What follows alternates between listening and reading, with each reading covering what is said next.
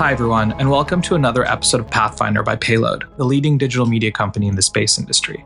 I'm your host, Mo Islam, and today we have a very special guest, Baiju Bhatt, founder and CEO of Aetherflux, a startup aiming to deliver space-based solar power, initially, to remote regions on Earth. If Baiju's name sounds familiar, it may be for a totally non-space reason. He's the co-founder, former co-CEO, and chief creative officer of Robinhood, the US-based publicly traded fintech company. Aetherflux just recently came out of stealth and announced its long-term plans. So Baiju and I chat his former life at Robinhood, why space, why now, and how exactly he plans to build Aetherflux. So let's jump in. Baiju, you started Robinhood, and now you're in the space industry. Was space always a part of your sort of like long-term vision? Did you always want to do something in space? And did Robinhood sort of derail it? Like, maybe tell us a little bit about your, I know you had an early passion for space, so why don't we start there? Yeah, I mean, it's kind of my love of space, it runs pretty deep. And it runs even before I was born, which is kind of the wild part.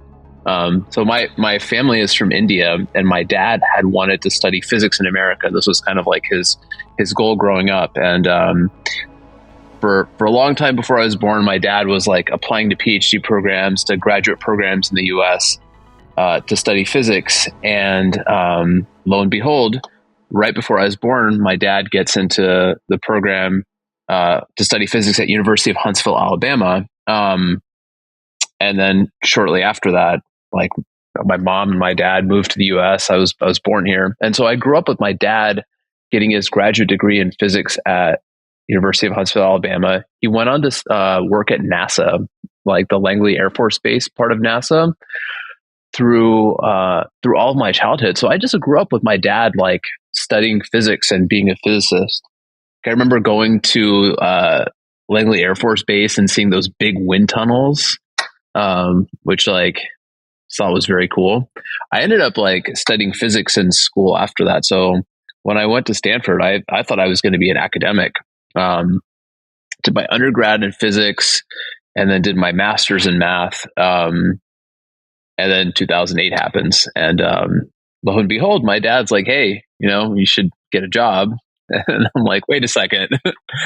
And so I sort of stumbled into finance, not really knowing what else I wanted to do. So like physics and sort of space and NASA had kind of been a part of my life through all of it. And as the story goes, started a company, didn't go so well. Then, through a little bit of trial and tribulation, got to the idea for what would become Robinhood, where my very good friend from Stanford and co-founder Vlad and I would go on to co-found Robinhood together. We were co-CEOs from beginning up until shortly before IPO, so like November of 2020. I stepped back as co-CEO of the company. And I had this love of sort of the space industry my whole life. And I, kind of was like, when we were building Robinhood, was thinking about like, when is commercial space going to become a thing? Because I was just like, if I ever get a chance to work in this industry, it was something that I was really drawn to from a really early point in childhood. Well, I have to ask, did your dad, so, you get your degree, was your dad like, "Hey, like you should come follow in my footsteps and do something in NASA," or like, "Hey, just, I don't care what you do, just get a job"? So my dad was always really adamant about this. He was like, he's like, "I don't want to tell you what to do. You kind of have to figure that out yourself." And this, shout out to my dad. Because when he was growing up in India, he was like the son of a doctor, an optometrist. And so I think my grandfather wanted him to go into medicine, to be sort of in the optical field, sort of. And my dad always wanted to study physics. And so he kind of had this lifelong journey kind of inching him closer to physics. And so his whole take on it was like, you need to figure out what you want to do. But I was like, I'm going to study physics. Like it's so interesting. And like, throughout all of my childhood, like my dad, like having somebody that studied physics and was like really knowledgeable about it was just like, I like got exposed to a lot as a childhood. when I was in 8th grade, I remember my dad got me a copy of this book, Black Holes and Time Warps by Kip Thorne, which was just like, it left such an impression on me. And when I was in 10th grade, we took like one trip out to California. I went and visited Kip Thorne in person. It was like this, like, derpy little 10th grader in high school being like, I want to study physics. And I did. So, well, so it's funny. I think back to my dad. So my dad was immigrated to New York in the 80s, was a cab driver for most of his life. And when I was in college, like trying to figure out what to do, I've always been super interested in space. My dream was to work at NASA. And I remember my dad said, he was like, I did not sacrifice everything to come to this country. I've been a cab driver for almost 30 years for you to get a job as an astronomer to look at stars and make no money. So you need to get a real job. You need to get a real job. And he was actually the reason why. I was originally a physics major at school, and I became instead not that, and ended up studying econ and going into banking.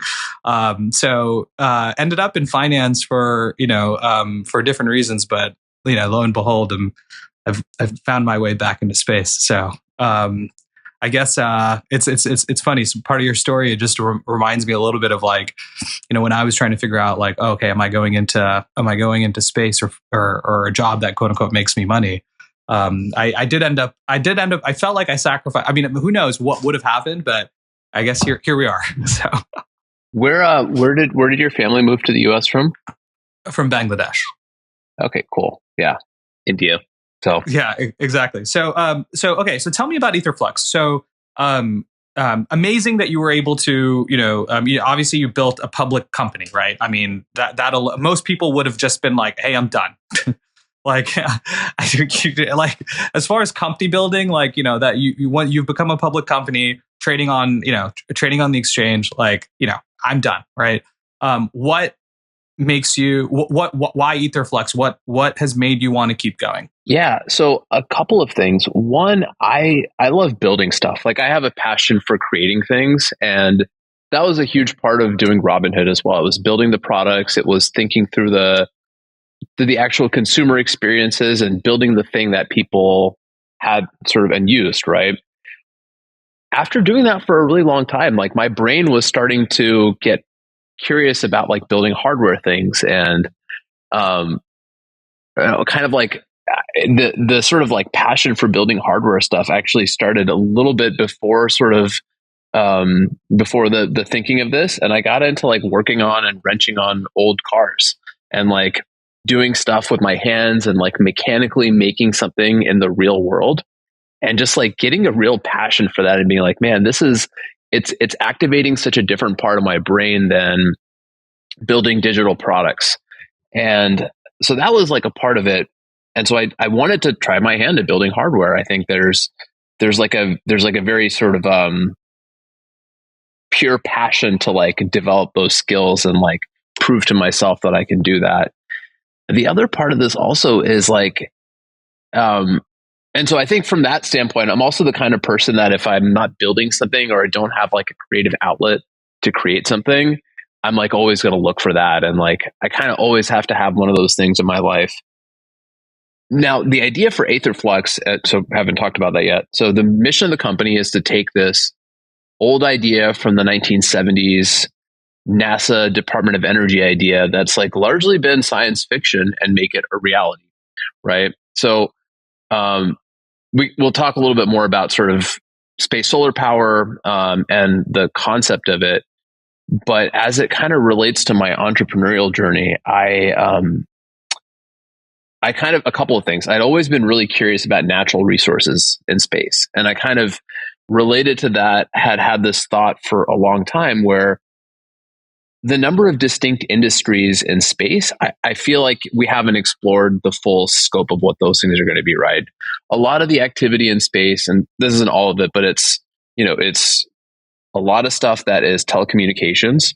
A lot of it is defense/military applications. There's Earth imaging and academia. as far as those are like some of the big industries in space, and I'd kind of always been curious, like when are humans going to be able to unlock natural resources in space? And when I sort of started thinking about that in more earnestness and kind of thinking about like what those opportunities would be in the space industry, the light bulb kind of went off where it's like, hey, if you're going to get natural resources from space, energy is actually one of the obvious ones to do. And sort of the idea of like, if we could stand up a distinct commercial use case for space, that just spins the flywheel of capitalism, right? Like if there are commercial opportunities for humans to build stuff in space and there's more of those, like my sort of like lived experience from doing Robinhood is like when there's capitalism involved, the rate of progress is incredibly fast, right? And so if you get a distinct sort of capitalist opportunity in space around natural resources, the energy industry, like that has the potential to make it so that more people graduating in colleges are going to want to study physics and sort of like space engineering because there's like, jobs where they're building industries doing that. I agree with that. Now you mentioned natural resources. Are you sort of saying that you were deciding between doing mining, some type of mining operation? I'm just guessing here, some type of mining operation versus pursuing space-based solar power. Maybe I'd be curious, since you said natural resources, I'm curious if your mind kind of went there originally. Yeah, I mean, a long time. Like I remember back in like 2000, I want to say 2010, 2011, like way back in the early days before Robinhood was even an idea. Like Vlad and I would stay up late night programming, and we were really like curious about the idea of like doing things like mining helium-3 on the moon, which is just like the most outlandish thing you can possibly think of. It's like, all right, we want to build a star in a bottle, but step one is we're going to go to the moon and get this like really exotic thing and bring it back and then make a star in a bottle. That idea didn't get terribly far, but the idea of that was like super interesting. Yeah. Well, so let me ask the obvious question, right? So like, why, I mean, we have solar power on Earth. I mean, it works. We know it works. Maybe it's not as efficient as we want it to be, but why was space-based solar power a compelling enough idea or market for you to like want to pursue it? Yeah. One, I think the need for energy and the need for more renewable energy, I think it is like, we still need more solutions for this problem, right? And while terrestrial solar like is awesome, like this, we actually view this as something that's like building on the same technologies or similar technologies to terrestrial solar. I think there's an opportunity for providing power directly from space that's renewable, and we can get into a little bit more about what we're doing and what we think some of the advantages are relative to other energy sources. But being able to distribute solar power directly from space, our solution has the sort of characteristic that one, the land use on the ground is going to be more limited than terrestrial solar. And two, like the way that we're building the system is it's not just the power plant, but we're also building the power transmission, right? It's the power plant, and with the ground station, it's also the power lines, right? And being able to distribute it directly from space is just a completely novel capability that, that there isn't something like that exists today. Well, you alluded to market. Let's talk about market. Like, what is the market for space-based solar, and like, what are sort of the initial applications you're going after? Yeah. So maybe it's worthwhile talking a little bit about sort of what the actual sort of technology behind this is, and go from there to that. Does that make sense? Sure. Yeah. So the first thing that we're doing is we're launching our first demo mission. That's kind of what we're working on right now. And the idea behind our approach to space solar power is pretty different than what has been written about a lot, right? So the old 1970s idea for space solar power contemplates building one sort of monolithic array in orbit. It's generally sort of like, in a geostationary orbit, and you're using either microwaves or radio waves to transmit power from space to Earth. And the ways that I've kind of seen it are you have like an array of antennas, point antennas, and you're using constructive and destructive interference to create a more focused beam of electromagnetic radiation. This is the old idea behind space solar power. Very cool. Never, like, this doesn't exist in society, right? Like, we don't have giant arrays in space that are beaming down power. And like, I spent a lot of time thinking about this idea. And one of the places that I got to was like, I don't know how you capitalize something like this. Like, if your starting point is building something the size of a small city, like, that's sort of like beyond the realm of my brain capacity to contemplate how you do something that has like that much risk when the sort of thing gets built, right? So got curious to looking at, like, are there ways of doing this where you can just make it smaller, where you can do it in an iterative fashion, and you can have a real attempt at demonstrating the proof of concept, right? So like demonstrating the proof of this capability. And so what we're doing is, in a nutshell, for the first mission, this will kind of get to what the use cases that we're contemplating here are, is we're buying a satellite bus from a third-party manufacturer. So we're working with Apex and buying the Ares bus. We are working with vendors for high-power lasers. So we're buying something that's commercially available for the optical payload. We're building the sort of optical systems and the telescope and the power transmission systems, as well as the ground station to receive it. And we're building a small satellite, and we're going to bolt it to the top of a SpaceX rocket and put it in orbit, right?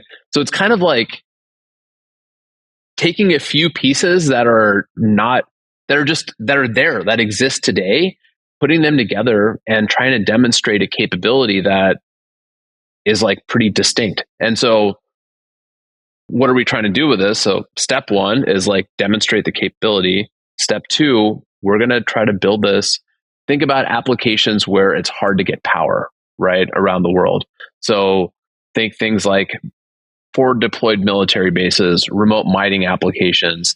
And in these places, like, the idea is if you have a relatively small spot size on the ground and you can deliver higher power density, you can get power to places where it's like hard to get power. And you don't have to think about things like contested supply chain or just like difficulty of getting, tanks and tanks of fuel to a place. Yeah. So just to, as far as the architecture is concerned, just if I were to summarize, in its simplest form, you're going to have something to collect sunlight, some type of power conversion system, a laser transmitter, and then a receiver on the ground. Should I walk you through the kind of the pieces of it? Would that be interesting? Yeah, sure. Yeah. So you can kind of think of each satellite as having two. It's going to do a lot of different things, but for the sake of this discussion, like a power collection subsystem, and a power transmission subsystem. So the power collection subsystem is pretty simple. It's solar panels that are on gimbals, right? And as your satellite's orbiting around the Earth, you keep them facing the sun. And when they're in the sun, you trickle charge batteries on the satellite. So that's, depending on the orbit that you're in, like, you'll get sunlight, darkness. If you're in sun synchronous, you could potentially have sunlight continuously.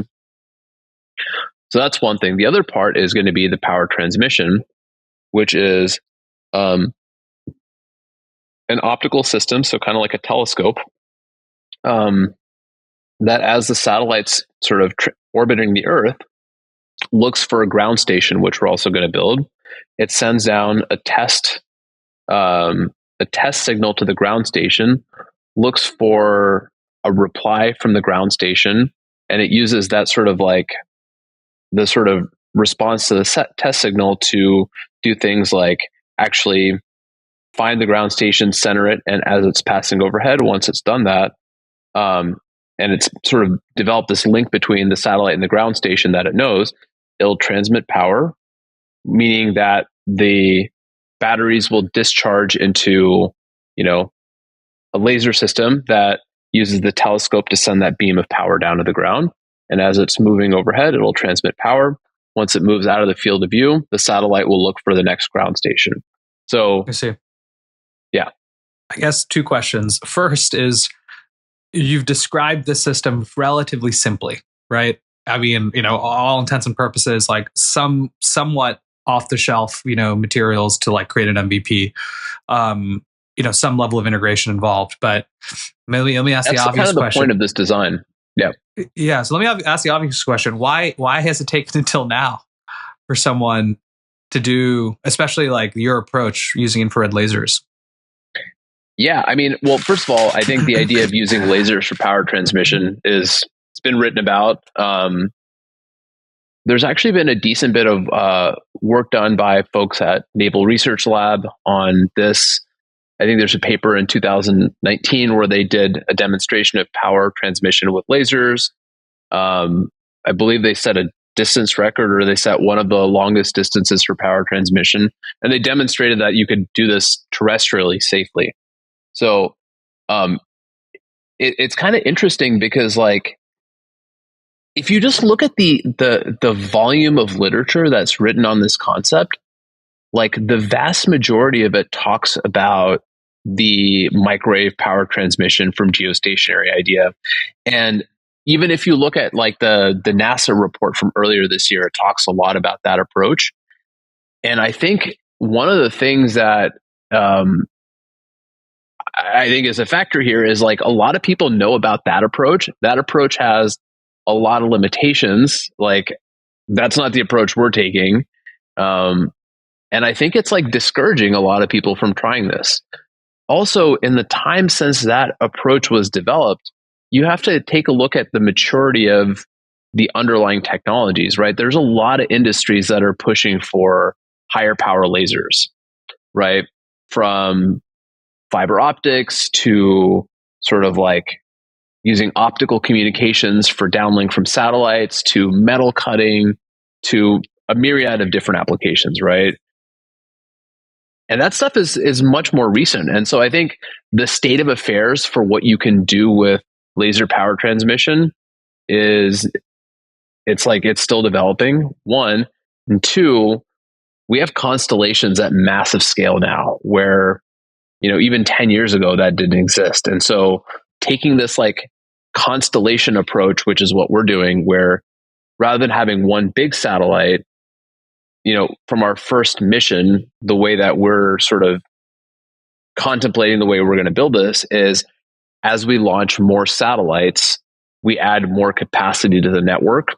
As we add more capacity to the network, we can provide more power to either sort of like individual locations on the ground, or we're able to power a lot of different places simultaneously.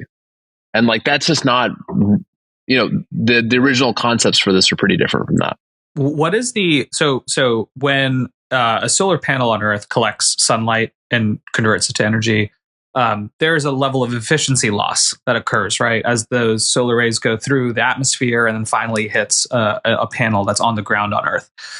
Now, I'm assuming, right, because you're collecting solar in space, obviously you don't have that, atmosphere issue. So there's a significant efficiency gain in collecting that solar power on in orbit. And then you're converting it into an infrared laser and then beaming that back down. Now, there's definitely some level of loss, right? Power loss, efficiency loss that occurs in that process. Have you sort of done the theoretical work to like understand sort of what that gain is from doing it from space? Even though there is, even with the efficiency loss, there's like a gain in obviously doing that versus like having a panel on Earth. Yep. A couple of things there. One is the efficiency, you correctly said, is an important thing for us to consider, but it's important for a few different reasons. Because like you can, if you think about power collection in orbit, just as an example, right? There's different ways you can do it. You can use higher efficiency 3-5 cells, which are going to be more expensive to manufacture, but are going to have higher efficiency. Or you can go with more traditional silicon PV cells, which are going to be cheaper, but they're going to be less efficient. So if you want to collect the same amount of power, you're going to need more area and space. Like these kinds of trade-offs are actually pretty integral to this, because the thing that we're trying to optimize for is actually not just the efficiency. The efficiency matters in that we don't want to do it in a really inefficient way that creates a lot of heat for us on the spacecraft.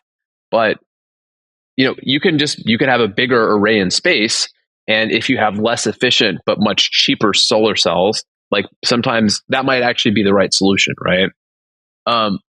But I think the biggest thing with efficiency, at least as at the point that we're at thinking about this, is thinking about the thermodynamics in space, right? Because lasers are getting more efficient, but they're, like even if we're able to get to sort of like the 50% efficiency with power transmission there, where the range, I think, could go higher than that. In a lot of cases, it's lower than that too.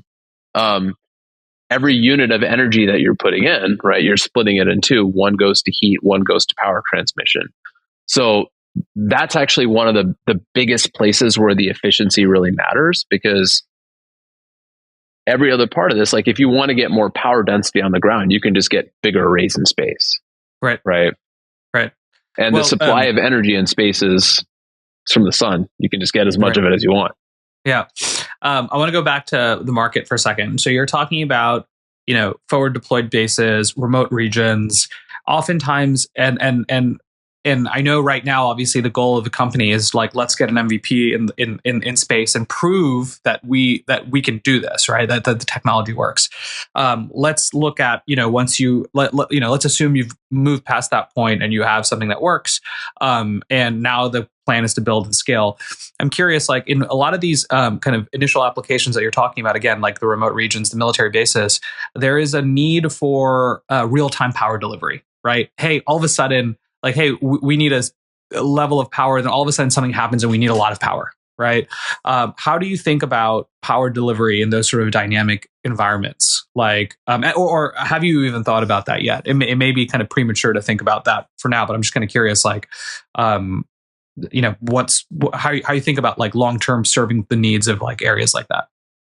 Yeah, I think the thing that we're designing for is small, eventually portable, very lightweight ground stations. So imagine a ground station that you could, so this is one of the reasons, coming back to like why we're designing for higher power density on the ground, because you can imagine a situation where you need a certain amount of power. Imagine you're a troop in a sort of a forward deployed situation.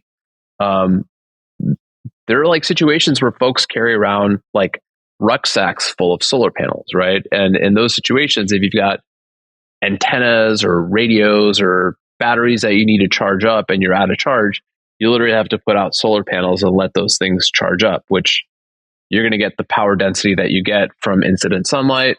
And depending on how much energy you need, it might take a while. Imagine a world where if you had a sort of like portable ground station where you're able to set it up, connect to a satellite in orbit, and get a higher power density that lets you potentially charge up your batteries like much faster, right? Like those are the kinds of use cases where I think the sort of energy network in space and being able to have this sort of tactical advantage becomes really interesting.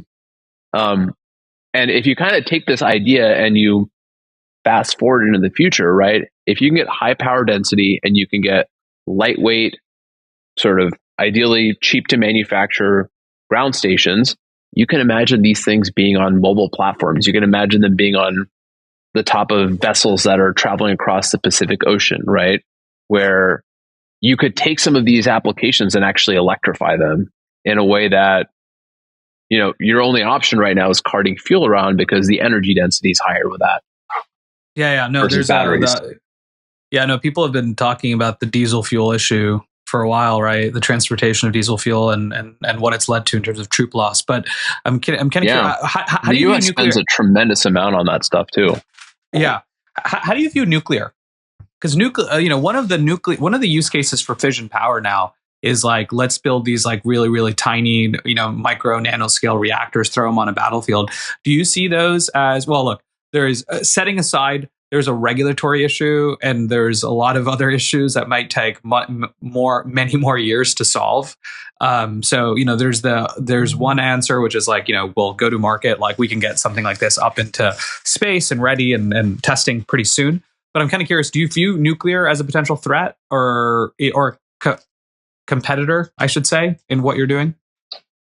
I mean, I've done some research on the applications of small modular nuclear. By no means an expert in this. I think it's actually really cool. I'm like all for it. Because the problem right now is that if you just take a look at these like military applications, right? The best option right now that we have is carting around JP8, right? It's carting around fuel to these different locations. And to me, it just makes sense that there's a bunch of different attempts being made to kind of solve this problem. And I think there's going to be cases where nuclear is going to be useful, for sure. I think there's going to be cases where space solar power is more useful. And like, even if you take a look at the sort of setup and the complexities with that, with nuclear, and I'm sure there's folks that have thought about this in more detail than me, but you have to think about if you have a nuclear power source on the ground in the field, like that is going to be a target in a way that a power receiver is not, because our ground stations are going to need cooperation from a satellite to do anything, right? Like where a nuclear reactor, even if it's small, it's a target in a very different way. So I think there's going to be places where it's useful. I think there's going to be places where space solar is useful. Maybe both of these are like developing technologies, right? And so like let's do it. Let's make them both happen. What about space-based solar for space? Yeah, I think that's a pretty cool application. Okay, so my personal view on this is that the hardest version of space solar power is space to Earth. I think that's like that's the big matzo ball, right? And that's the one where it's like if you can do that, that really, really changes life for humans on Earth, right? Not just for spacecraft in orbit. So I think that there's a lot of interesting use cases for power for space in space, and I'm all for it. But like, we want to work on the big one, right? And we think the big one is getting power down from space to Earth. Well, let's talk about safety. You got these high-powered lasers beaming down from space. Like, how safe is this? Yeah, so first of all, we're gonna think about safety from the beginning of doing this. So a large part, or so some of our early hires are laser safety officers. So we have 2 people on the team right now that are laser safety officers. As we think about the safety system, right, it's about creating redundancies around safety, and also working closely with the sort of regulatory bodies that are going to be thinking about safety and regulating this. The way that we're thinking about it, and obviously working within the standards for safety that are international and published, but we want to have a system where we take into consideration things like safety for humans, for animals, for spacecraft, for aircraft. And so, being situationally aware of all the other things in the airspace that we're going to be transmitting power, and having a locking mechanism between our ground station and our satellite, right? So when our satellite is establishing a link to a ground station, it's going to send a test signal and look for that signal to get bounced back to the satellite from the ground station. And our satellite is going to actually be able to monitor, the sort of link as it's transmitting power overhead. And if there's something that disrupts it, we turn it off. But safety is something that we take seriously, and we're designing for it from the beginning. But it's also been demonstrated safely on the ground. So, what are the regulatory bodies that you're going to have to like interact with? Is it just sort of like your standard FAA, FCC folks? Do you know? Yeah, so we've had conversations with those folks. I mean, I'm spending time proactively going out and meeting with folks. So I was just in DC last week doing that stuff. So, it's a new kind of technology. Right. So, all right, let's switch gears, talk about sort of the business side a little bit. So, obviously the only reason, well, I shouldn't say only reason. One of the reasons why one would want to pursue an idea like this would be like, hey, if we can deliver power, now look, it may on a cost per kilowatt hour, it may never be as cheap as solar on Earth, right? For obvious reasons, the capex requirements of putting something like this for certain applications like the ones you've mentioned. It makes sense, and maybe you charge much more, but you're delivering power in remote regions or hard to regions where the government is used to paying 10 times more for, like, for example, diesel fuel versus what we would pay here in a city. But just curious, like, how have the economics of the system look at a high level? Like, are you like, is this going to be a very expensive system to put up? Maybe talk a little bit about like what the high level economics of it looks like, or if you've spent some time thinking about that. Yeah. So first things first, the main focus right now is for what we're working on for the first mission, which is actually demonstrating the capability. So getting spacecraft into orbit, doing a demonstration of power transmission, and the process, hopefully setting a distance for power transmission, like a record for the power transmission distance. When we think about scaling this thing up and the cost economics of it, like the way that we think about it is like, there's the demonstrating the capability, which is what we're working on now. Then there's sort of designing the future system. And it's actually a super interesting problem of going through component by component, right? And saying, what is the material cost of this component? What's the manufactured cost? What's the sort of unit mass of each one of these components?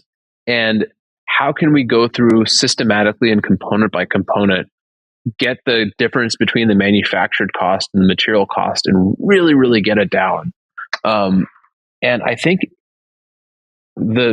as we're actually building these satellites and getting this capability up and sort of functioning, we're hoping to see, like, as we manufacture these things, that we see opportunities to take down the cost of energy.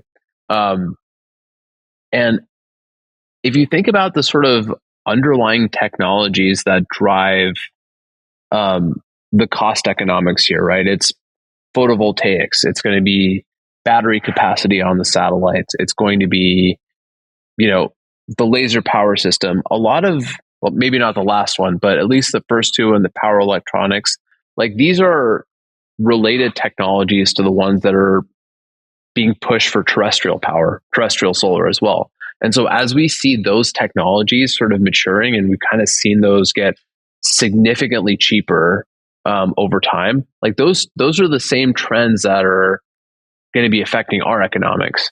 And then there's the dramatic addition to launch capacity that we're all pretty excited to see in the next couple of years following the chopstick maneuver. Yeah, that was pretty amazing to say the least. How large will your constellation look like at scale?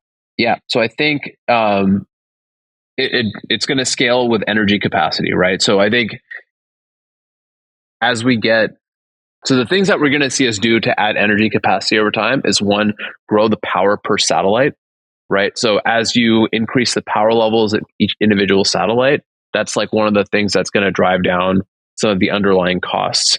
But as we add more and more satellites in orbit, we get more capacity in the network, right? So you get to be able to, per satellite that's connecting to a ground station, right? The total kilowatts is going to increase pretty dramatically. So the sort of cost economics are going to follow both those curves, like adding more satellites as they get cheaper to make and getting this sort of power output per satellite up as well. What is the intended revenue model going to look like in the early days? Yeah, I mean, I think we're going to be an energy company. Like that's kind of how we think about doing this, right? So it's going to be at first serving the applications where energy is hard to get to, where it's contested or it's challenging to get to places. And in those places, the cost of energy goes up, right? Because we're building a system that's fundamentally, in orbit. If we even just look at like a low Earth orbit, right? It's kind of global by default if you get a constellation that's filled in, and it has the unique ability to be able to like transmit power to these places that's hard to get to, right? Like that's kind of the thing that this unlocks. And so the business model in the beginning is kind of systematically serving those higher need things that are hard to get to. And as the cost goes down over time, we just think about that as like growing the size of the addressable market. Right. Who do you consider to be your competitors in the space? I know there's a couple folks out there, but anyone that you put in sort of the competitive bucket? I think it's such an emerging technology that it's kind of, I think it's like the academic community that's working on this, I think is like pretty supportive on the whole. And I think a lot of people that are working on space solar power want to see this happen. So I think it doesn't feel overly competitive in that, like, I think there's just a lot of people that want to see this thing become a reality.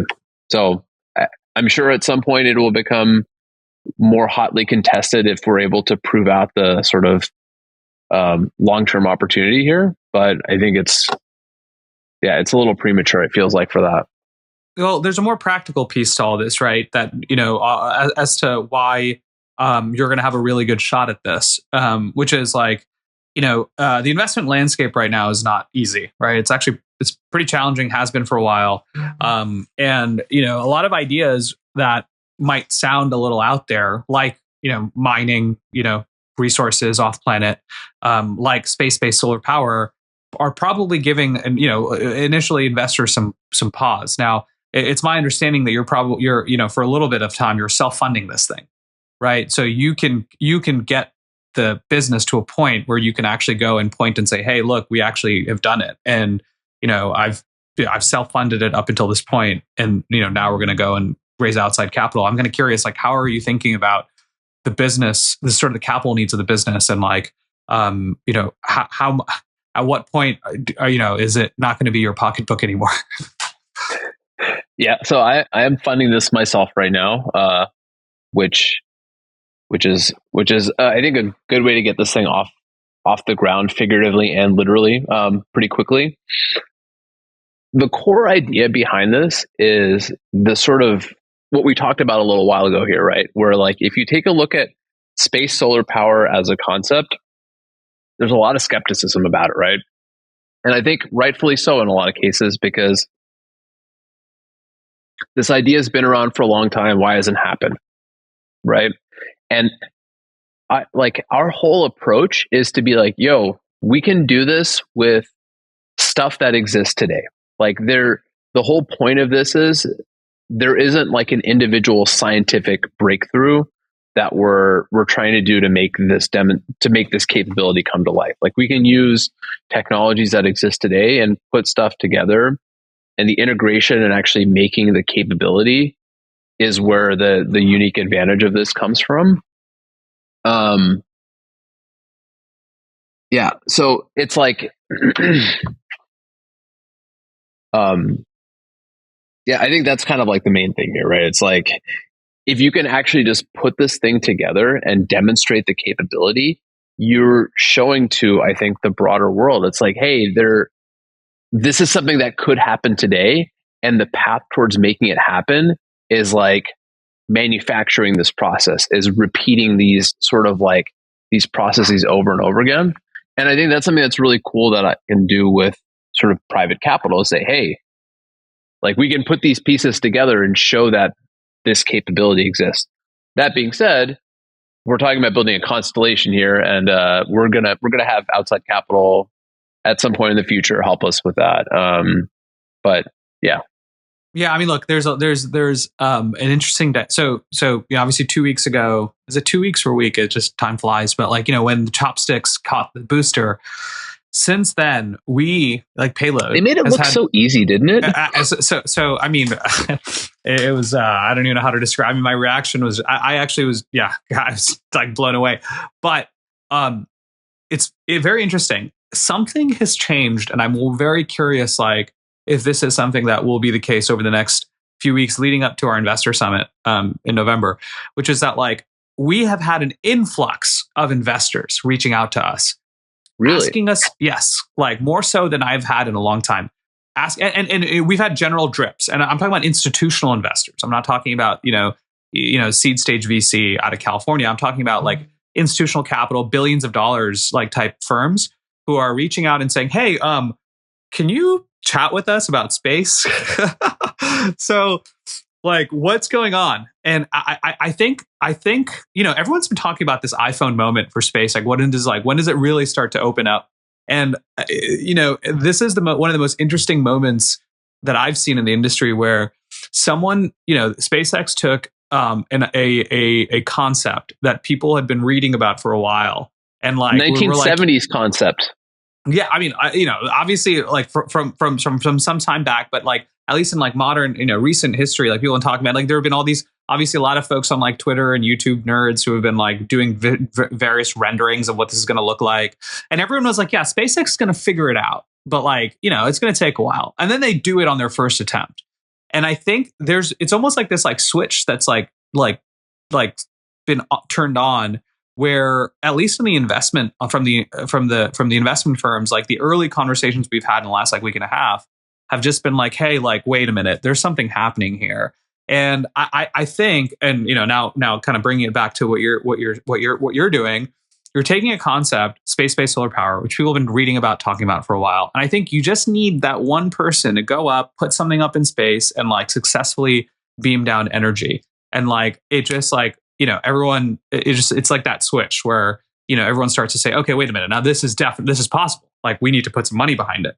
And I think like I don't know, it feels very exciting. At least this last couple of weeks have been very exciting, especially in the industry. And I actually think we might be looking at a bit of a paradigm shift in the way investors are thinking about these very complex problems, hard problems, and our ability to actually solve them.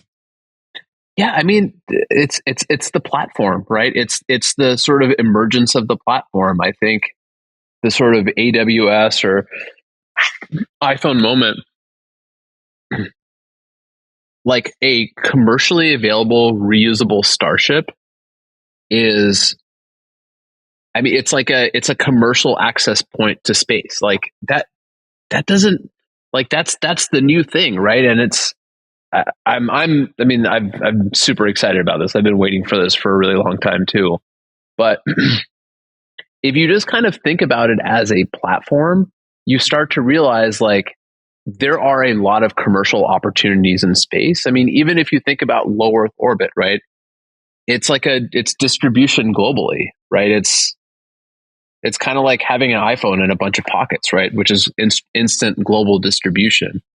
And that's one of the reasons why I'm working on space industry, right? It's like, it's a very exciting time because I feel like a lot of us have kind of been waiting for like, when is the space industry going to do this since we were kids? Yeah. Now, and obviously very much looking forward to seeing how, because we did so much cool stuff in space in the 70s and the 60s, and then we got distracted by the internet. Yeah. So how big is the team now? So we're about 10 people, a little under 10 people. We're actually just moved into our office space in San Carlos. So we're actually going to have like a clean room that's going to be built in here later on this week. But yeah, just getting things off the ground. By launch in 2026, you said kind of first half Q1 of 2026 is when you are expecting to do the demo launch. Yeah, so we're working backwards right now from Q4 of 25 or Q1 of 26, but that's kind of the timeline that we're working backwards from. And how many people will be at the company at that point, do you think? How will the company have grown by that point?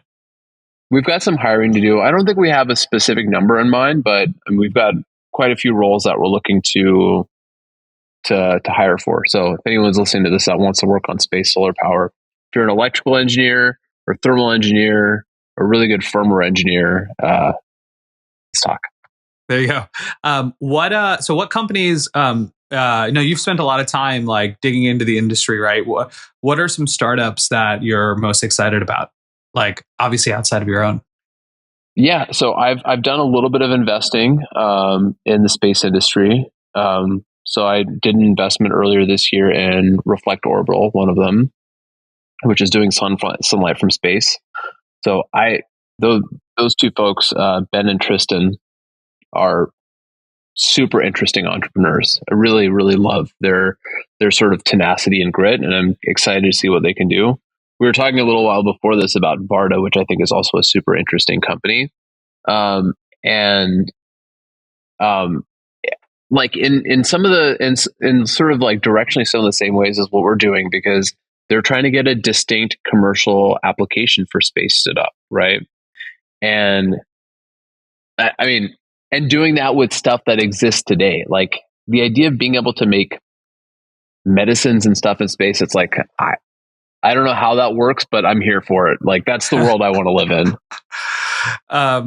I have one last question, which I'm actually kind of excited to ask you. So, has there been a movie about Robinhood made yet? Like a sort of like drama or like the kind of story of Robinhood? I actually don't know if there is.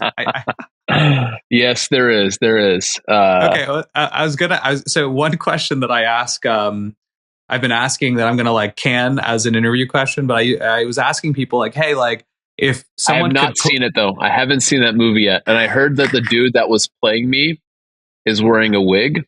And let the record show to everyone listening to this and watching this, this shit's totally real. This is not a wig. Well, I was gonna ask. So a question I've been asking is like, hey, in the TV movie or in the movie about your company, who's gonna play you in that movie? But I almost don't even have to ask you that because it's already been done. But I'll ask you something differently. If you could choose who could play you, who would it be? Oh man. Okay. Good question. Good question. Would have to be incredibly fit and muscular, clearly. Hey, it doesn't have to look exactly like you, because in this day and age, like movie magic, right? We can turn anyone into anything. Yeah, we're cool with wigs. I mean, I've got to be, right. It's already happened. I don't know, maybe like a younger Sylvester Stallone, maybe like a younger Antonio Banderas, or yeah. Okay, good. I appreciate the answer. Well, Baiju, it's been a pleasure. Thanks so much for being on the show. Really great, very exciting what you're doing and what you're building, and looking forward. Looking forward to seeing how it all develops and evolves. So, we'll get you back on the show in a year or so and see how things are going. We'll hopefully have some more stuff to talk about then, for sure. It's like, it's fun to be back at the early stages of doing stuff. Like this is in many ways kind of my happy place. Well, you've been there, and we know what you can get to if you put your mind to it. So we're excited to see. Thank you. Yeah. All right. Thanks so much for having me on. I appreciate it. Yeah, of course.